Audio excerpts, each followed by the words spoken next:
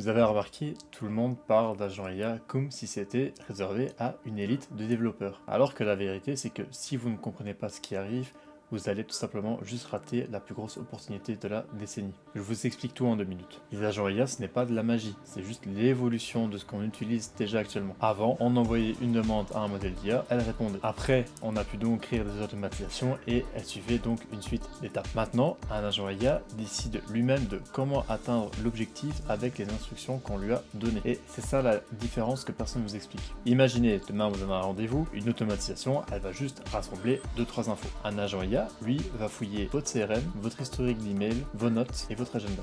Et vous pondre un brief complet sans que vous n'ayez à penser à une seule étape. Comment ça fonctionne? Très simple. Un agent IA est fait de 3 briques. Un modèle, que ce soit ChatGPT, Claude, Gemini, des outils auxquels il aura accès, Gmail, Calendar, ClickUp, votre CRM, et troisièmement, les instructions, donc le prompt qui est souvent le plus sous-estimé. C'est ce qui lui dit comment réfléchir et comment prendre des décisions dans chaque situation. Et le plus fou, c'est que vous n'avez même pas besoin d'être un dev.